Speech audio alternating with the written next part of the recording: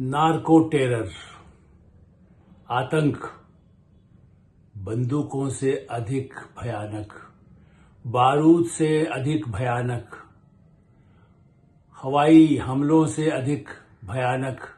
ये कहा जाता है कि पुलिस, कस्टम, नार्कोटिक्स डिपार्टमेंट वाले सब भ्रष्ट कर्मचारी, अधिकारी, एक जनरल परसेप्शन बना हुआ है।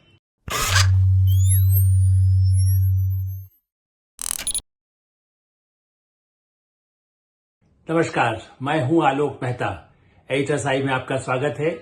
हमारा अनुरोध है कि आप एडिटर्स आई देखें, लाइक करें, सब्सक्राइब करें, अपने मित्रों को, ग्रुप्स को, समूहों को आप फॉरवर्ड करें, उन्हें भी हमारी बातें पहुंचाने में हमारी सहायता करें और आपकी या उनकी कोई राय हो तो उससे भी हमें अवश्य अवगत कराएं। नार्को टेरर, आतंक बंदूकों से अधिक भयानक, बारूद से अधिक भयानक, हवाई हमलों से अधिक भयानक। कौन सा ऐसा हमला होता है, कौन सा ऐसा आतंक होता है? माओवादियों के आतंक से हम परिचित हैं, उनका सफाया हो रहा है बड़े पैमाने पर भारत में। आतंकवादी जो सीमा पार से घुसते हैं, घुसपैठ, उससे भी भारतीय सेना बहुत बहादुरी के साथ लड़के उनको धीरे धीरे खत्म करती जा रही है और घुसपैठ की हर कोशिश को नाकाम भी कर रही है। लेकिन एक ऐसा आतंक जिसे नार्को टेरर कहते हैं, आप कहेंगे थोड़ा तकनीकी है, लेकिन ड्रग्स का धंधा, मादक पदार्थों का धंधा और उससे फैलने वाला आतंक, उससे फैलने वाला जहर। ये ठीक है कि ड्रग्स को लेकर के तो बड़ी फिल्में बनी हैं, अभियान चलता रहा है, लेकिन पिछले 10 वर्षों में प्रधानमंत्री नरेंद्र मोदी और गृह मंत्री अमित शाह, और खास करके गृह मंत्री अमित शाह इस मंत्रालय के महत्वपूर्ण, जिसको कह सकते हैं कि मंत्री हैं, गृह मंत्री के नाते, तो उनकी जिम्मेदारी है कि भाई इसका खात्मा करने के लिए जो भी कर सकते हैं किया जाए। और इसलिए उन्होंने कल एक बैठक की, वार्षिक रिपोर्ट भी जारी हुई इस मुद्दे पर कि ड्रग्स के नियंत्रण के लिए क्या हो रहा है। नार्कोटिक्स कंट्रोल उसको कहा जाता है, नियंत्रण। इसके लिए बड़े अधिकारियों की और के साथ जो वार्षिक बैठक, उसमें ये तथ्य सामने आया कि कंट्रोल तो हो रहा है बड़े पैमाने पर।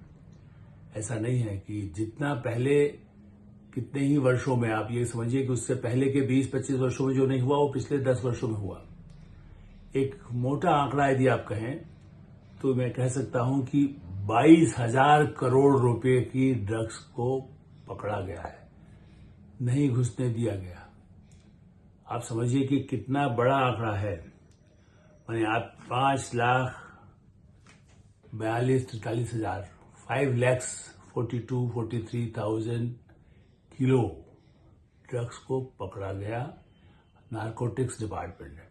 ये कहा जाता है कि पुलिस, कस्टम, नार्कोटिक्स डिपार्टमेंट वाले सब भ्रष्ट कर्मचारी, अधिकारी, एक जनरल परसेप्शन बना हुआ है। लेकिन 22,000 करोड़ की ड्रग्स को पिछले वर्षों के दौरान जो पकड़ा गया, आप कहेंगे ना कि वो ईमानदार हमारा सिस्टम है, उसी सिस्टम पर भरोसा करेंगे और वो जान पर खेलते हैं। आप जानते हैं, मैं चूंकि वर्षों से सीबीआई पहले काम करती थी, तब अलग डिपार्टमेंट नहीं होता था ड्रग्स का या तस्करी का, उससे जुड़ा हुआ मामला ही है ड्रग्स का। धीरे बढ़ता गया है। मैंने डी सेन जब सीबीआई के डायरेक्टर थे तब से इसको फॉलो करने का कह सकते, तब तो रिपोर्ट आती, छोटी रिपोर्ट होती थी सीबीआई की, वार्षिक रिपोर्ट में छोटे केस होते थे, लेकिन हाँ, इसका जिक्र होता था। बीमारी तो विदेशों से चली और इस रास्ते से एशिया में बड़े पैमाने पर पहुंची।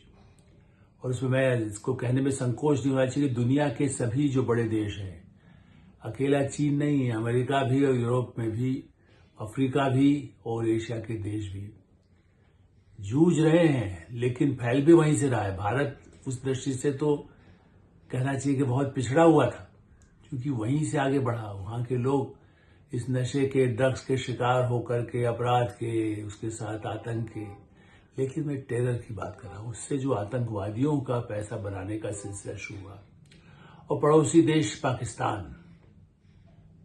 आप आश्चर्य करेंगे मैंने किस समय में जियाउल हक से मेरी मुलाकात में जर्मन रेडियो में जो डॉयचे वेले में था, तब वहां एक प्रेस कॉन्फ्रेंस में उनसे भेंट हुई थी।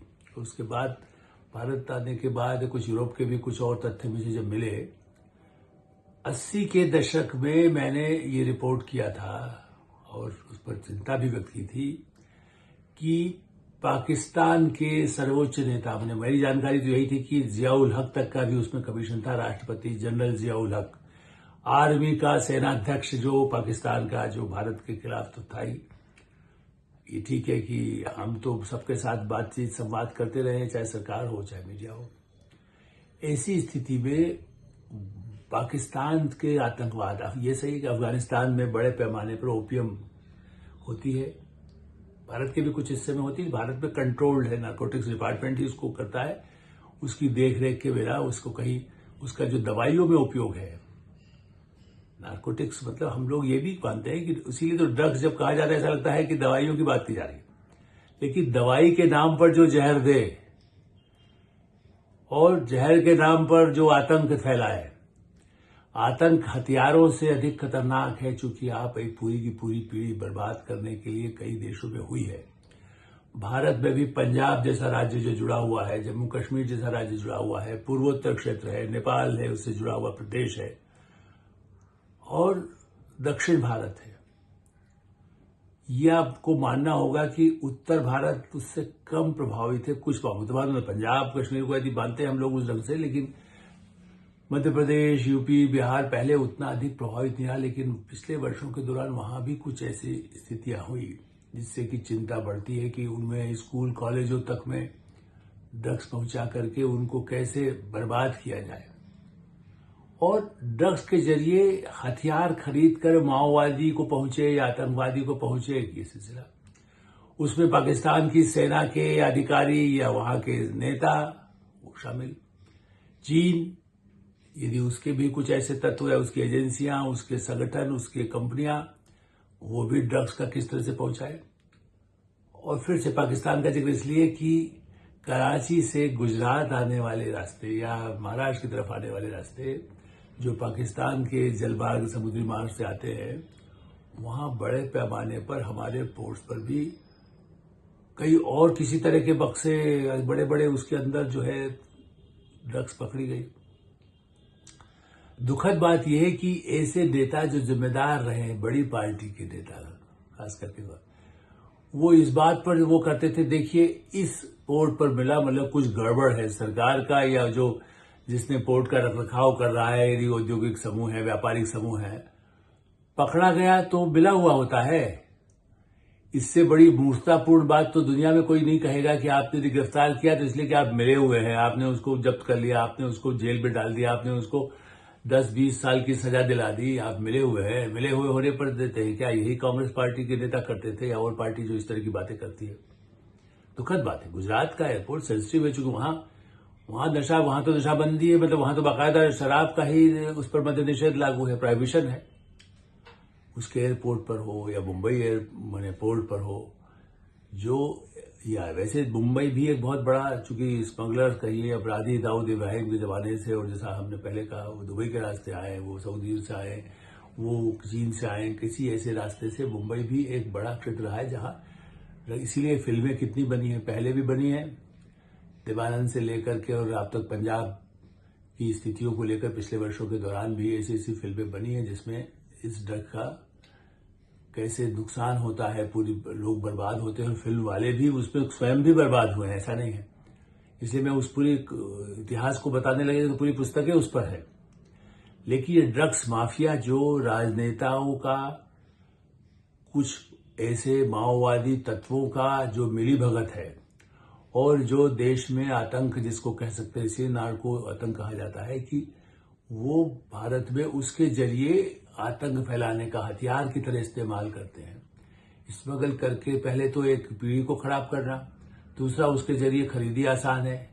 आप हथियार जो राइफल AK-47 बड़ी, जिसको ले जाने में कई जगह पकड़ा जाने का होता है, लेकिन ड्रग्स का तो एक छोटा सा पैकेट ले लीजिए, वही कई लाख का होता है। एक छोटा बक्सा होगा तो उसमें कई करोड़ का होगा। ऐसे दिल्ली, मुंबई, कलकत्ता, त्रिवेंद्रम, कितने ही एयरपोर्ट पर भी पकड़े जाते हैं। और इसीलिए ये सतर्कता, इसलिए नारकोटिक्स के लिए राजनीति से हट करके मैं बात कर रहा हूँ आज एडिटर साइड में। राजनीति पर भी बहुत, और इसलिए मैं कई बार ऐसे गैर राजनीतिक विषयों पर अधिक महत्व देना चाहता हूं, जिससे कि मीडिया में केवल चर्चा उसकी हो कि हाँ ये हुआ, ये आज राजनीति हो रही है, ये इससे पटका उटका, उससे बेहतर आवश्यक है देश को हमारे इस तरह के किसी भी फोरम से, यूट्यूब से जाए, टेलीविजन से जाए, रेडियो से जाए, अखबार से जाए, पत्रिका से जाए, मैं जिन पत्र पत्रिकाओं में रहा हूं लगातार उसके खिलाफ as a reporter, as a writer, सब अपने सहयोगियों से भी इस पर लंबी लंबी कवर स्टोरी या बड़ी स्टोरीज या डायरेक्ट एनफोर्समेंट या नारकोटिक्स डिपार्टमेंट के अधिकारियों से बात करके उनके इस सारी समस्या को, यहां तक कि सेना भी इस मामले में सतर्क रहती है। तालमेल है, ऐसा नहीं है। जैसा मैंने कहा, पहले डायरेक्टर इन्फॉर्मेशन एनफोर्समेंट डिपार्टमेंट करता था, और दवाई के नाम पर केमिकल्स को बनाने के लिए भी ओपीएम और उसका इस्तेमाल होता है, और उसी से ड्रग्स भी ऐसी जिससे कि लोग नशे में चूर मारे जाए। ऐसे भी केसेस हुए हैं जो बड़े भारतीय कंपनी जिसमें केमिकल्स आता था, वहां पर उस तरह का जो ओपीएम है जिससे ड्रग्स भी इसका रूप ले लेती है, उसके ट्रक गायब हो जाते रहे। तो इन्फोर्समेंट डायरेक्टरेट जो बड़े एक थे, उन्होंने मुझे जानकारी दी, कई वर्षों पुरानी बात है। उन्होंने कहा देखिए, इतनी बड़ी कंपनी नामी है और उसके मालिक प्रबंधक भी बड़े नामी हैं, लेकिन वहां से उसका वो सब हो सकता है कि उनको ना पता हो, लेकिन नीचे यदि गड़बड़ हो रही है, ट्रक कैसे गायब हो जाएगा? यदि ट्रक कहते हैं एक्सीडेंट हो गया तो उसका कुछ पुर्जा मिलना चाहिए। वो बात तो तत्कालीन प्रधानमंत्री तक ये बात पहुंची, समय जो थी। मैं आपसे ये जो बात बता रहा हूं, ये 2000 के आसपास की है। ऐसी स्थिति थी, वहां की सुरक्षा सलाहकार तक बात पहुंची, और इसीलिए फिर बड़े पैमाने पर अंकुश लगाने के लिए तब से भी कार्रवाई कुछ हुई। लेकिन उसके बाद फिर से दूसरी सरकार भी आई, फिर ऐसे तो कई बार इटली में कई बार गया हूं, और इसलिए कह सकता हूं कि वहां भी बहुत बड़ा ड्रग्स का माफिया रहा है। फ्रांस आज प्रभावित हो रहा है, ब्रिटेन प्रभावित हो रहा है ड्रग्स से, उस समस्या से। सड़क पर जाते हुए आपको ड्रग्स वाला है तो उससे बचना पड़ेगा। वहां उससे अधिक असुरक्षित महसूस करते हैं और उसका आतंक भी होता है। इसीलिए उसको हमारे गृह मंत्री अमित शाह ने बैठक में कहा ना कि हमें इसको जड़ से खत्म करना है किसी भी कीमत पर। नार्को टेरर जो है वो हथियारों के टेरर से अधिक खतरनाक है, चूंकि पूरे भविष्य की पीढ़ी, भारत का भविष्य जो है उस पर खतरा है। और ऐसी स्थिति में उस डिपार्टमेंट को आगे बढ़ाया गया है। उस डिपार्टमेंट के जो ऐसे छापा मार करके ऐसे ड्रग्स को पकड़ते हैं, उनको पुरस्कार दिया जाता है, ताकि वो ईमानदार का तो पुरस्कार होना चाहिए, बेईमानों को दंडित और ईमानदार को पुरस्कार। ड्रग्स के स्मगलर को, अपराधी को, ड्रग्स को देने वाले को, बेचने वाले को, खरीदने वाले को कड़ी से कड़ी सजा हो, इसका तो अदालतें काम करती है, उसमें केसेस चलते हैं। ऐसा ही है। लेकिन ये सिलसिला, उसको रोकने का भी अभियान जो चला है, मैं तो मानता हूं कि 22,000 करोड़ की ड्रग्स पकड़ी गई है तो एक काफी हद तक सफल है। इसके लिए साधुवाद देना चाहिए गृह मंत्री अमित शाह, प्रधानमंत्री नरेंद्र मोदी को, कि उन्होंने काफी हद तक उस इलाकों को बचाने के लिए किया। और उसके जरिए जिस तरह से हथियारों के सौदे होते हैं, खास करके मैं फिर कहूंगा कि उसमें व्यापारी के परिवार के सदस्य भी हो सकते हैं जो भ्रमित होते हैं, संपन्न परिवारों के, वो भी ड्रग्स के शिकार होते हैं। अब उससे फिर हथियारों का काम भी होता है, उन्हीं लोगों का दुरुपयोग किया जाता है, उनको हथियार बना लिया जाता है। राजनेताओं का मैं नाम नहीं लेना चाहता, लेकिन बड़े ऐसे नामी नेता रहे, उनके परिवार के सदस्य भी फिर वो हवाला कार में फंस जाते हैं।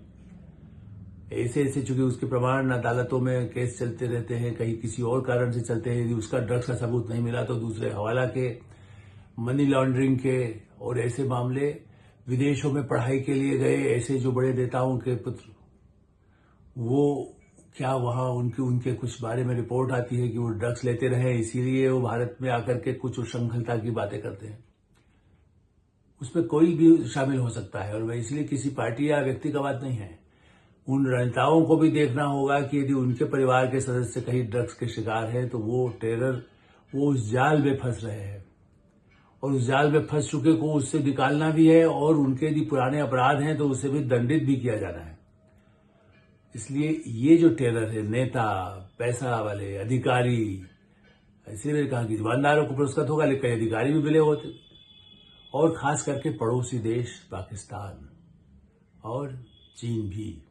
यूं तो आप देखेंगे थाईलैंड के जरिए आ जाता है, जापान से जरिए भी आ सकता है, क्योंकि वो दूसरा रास्ता ले लेते हैं।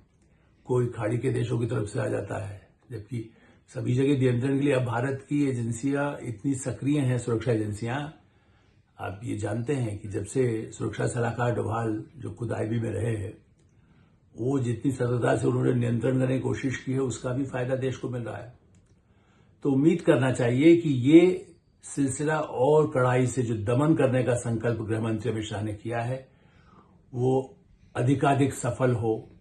दुनिया में भारत जैसे कई क्षेत्रों में अग्रणी दिख रहा है, उसी तरह से नारकोटिक्स के नियंत्रण में भारत सबसे शिखर पर हो, यही संदेश मिलता रहे। यूनाइटेड नेशंस के साथ हमारा तालमेल है, इंटरपोल के साथ तालमेल है, नारकोटिक्स से संबंधित जितनी सुरक्षा एजेंसियां हैं, वहां की सेनाएं हैं, तालिबान यदि अफगानिस्तान में भी ड्रग्स का इस्तेमाल करता है, जहां सबसे ज्यादा होता है, या वहां पर विदेशी ताकतें करती है, उसको नियंत्रण करने के लिए रूस हमारा मित्र है, अमेरिका हमारा मित्र है, यूरोप भी ड्रग्स को नियंत्रण करने के लिए हमारे साथ है।